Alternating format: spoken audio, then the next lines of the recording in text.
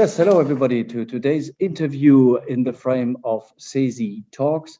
CESI Talks are a set of interviews which we conduct in the frame of a broader project which is called WEP24.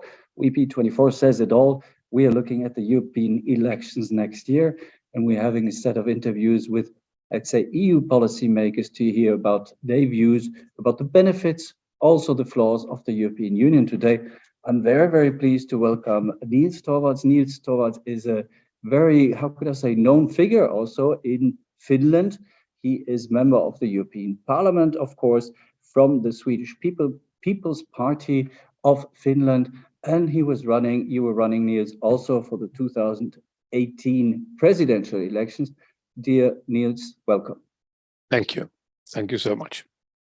We are representing more than 40 member organizations with altogether more than 5 million workers, also in areas, how could I say, that are in sectors carbon and energy intensive. If we speak of the implementation of the European Green Deal, how can we, or should we deal with that in order to make sure that the EU remains fair and equitable for all member states, particularly in these areas which are, let's say, I don't like using the word threatened, but let's say under particular pressure to adapt?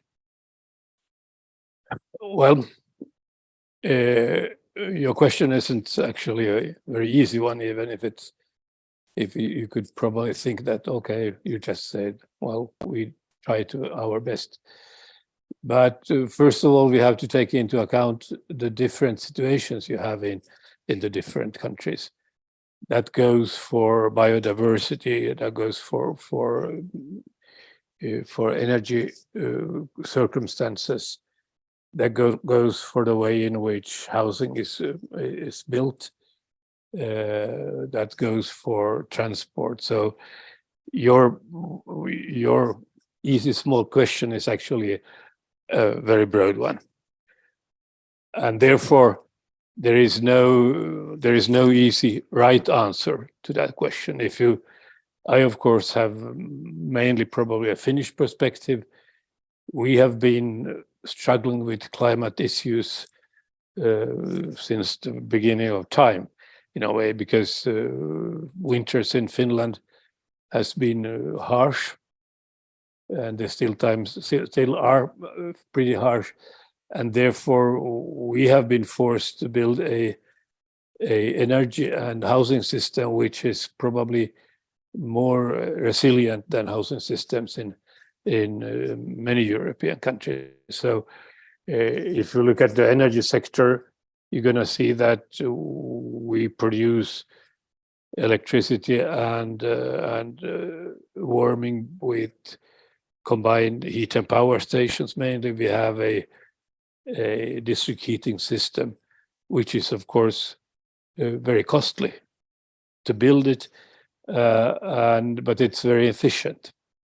So when we are speaking about social issues, then Finns has actually invested a lot of money in a fairly robust system. And therefore, we have sort of made the investments way back when many member states are in front of an issue to make those investments during the next 10, 15, 20 years. So how to weigh these different situations and say, this is the right way, this is the wrong way, it's going to be very, very complicated. Then when we speak about social issues are still sort of member state, inside the member states responsibility mainly. So again, we have to wait in which way it works. And therefore,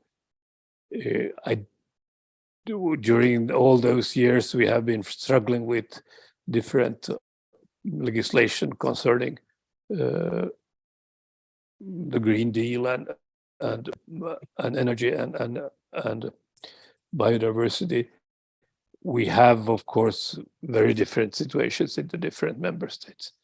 And therefore, to be honest, I can't promise you an easy way out. If we think beyond the Green Deal, you mentioned social policies are mainly fall in the competence of the member states. However, the European Union has also certain tools at its disposal when we think of social policies, when we think of cohesion policies. In what ways can the EU promote greater social cohesion and reduce inequalities among member states?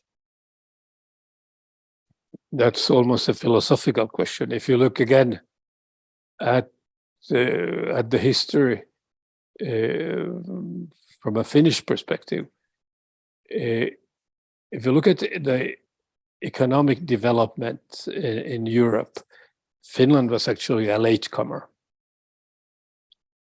So you can say that Finnish industry started to be built in very small steps from 1860 onwards. We probably had some small factories or sawmills all around, but and we had some export in tar before that. But if you speak about industry, we actually started to be a fairly industrialized country from the beginning of 1900, from the 20th century onward. What made this possible? I think you have two reasons there. First of all, already in the late 19th century, education was something very important. And if you look at the workers' movement at that point, I think one of the main issues they raised, that was the two questions: organization, the right to organize, and education. So you could say that, and you can see the same pattern in Sweden and Denmark and Norway, a high degree of organization inside the society, where the trade movement, trade unions actually played a tremendous big role, and a fairly good education for everybody. So those were the stepping stones in a Finnish development. And you can say that even if we are a latecomer coming to the industrial phase, sort of 200 years after Great Britain and 150 years after Germany, then we were able to build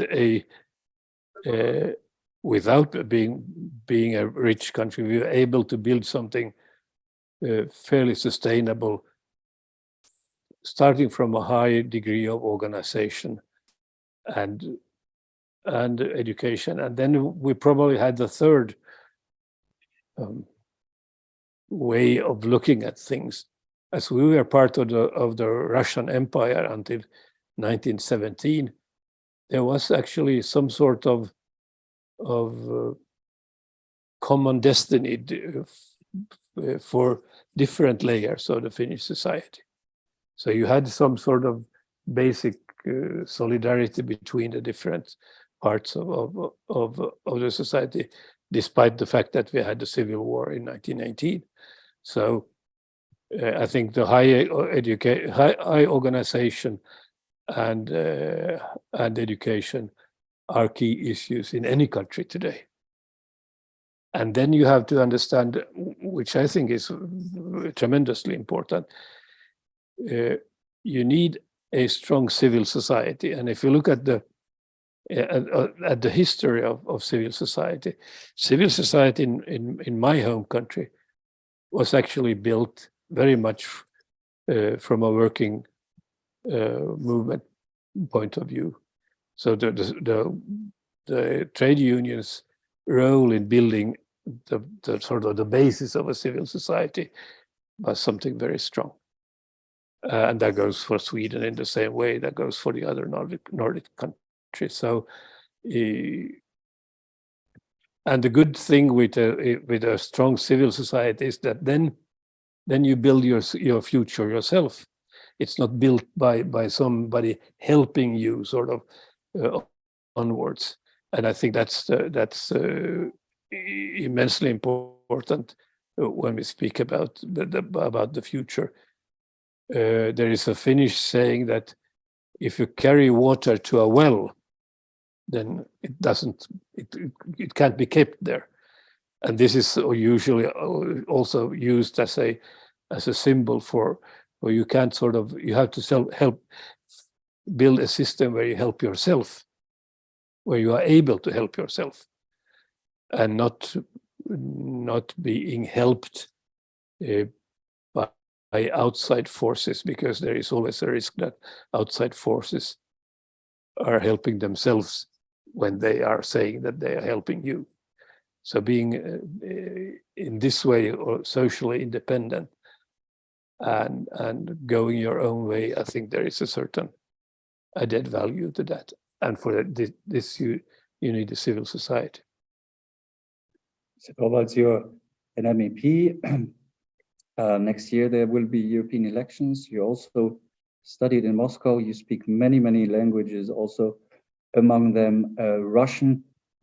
You mentioned we must be fit for the future, being able to help ourselves. What would you say to the younger generation also in the present context in view of next year's European elections?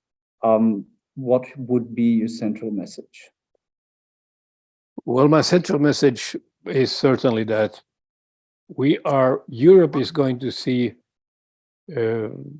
very severe challenges during the next 5, 10, 15 years. Why? For two reasons. First of all, we're going to have a tremendous and dangerous question mark concerning Russia. Because Russia,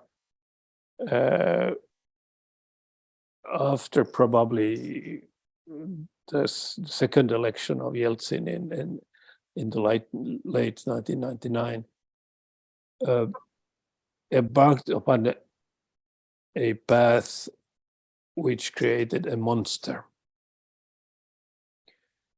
And therefore, Russia will be a dangerous challenge for an unoverseeable time.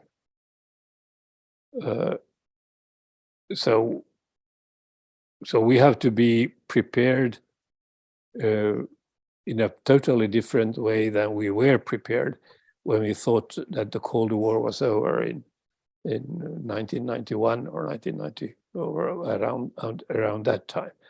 I think we were terribly naive at that time, and you can see that many countries in Europe actually skipped obligatory military service. There actually went down on their investments for military purposes. All of a sudden, we are in a totally new situation where we have to take care of our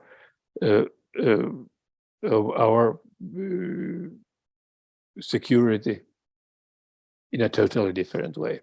At the same time, we are probably going to have challenges also concerning the Atlantic Bridge. Western Europe built its security on very much on United States after the Second World War.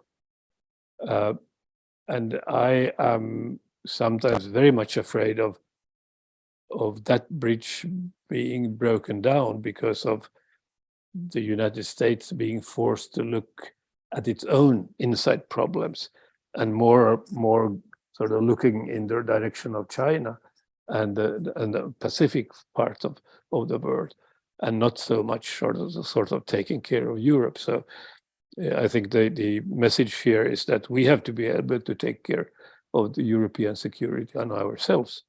And that's something which we haven't done, let's say, frankly, for the last 100 years.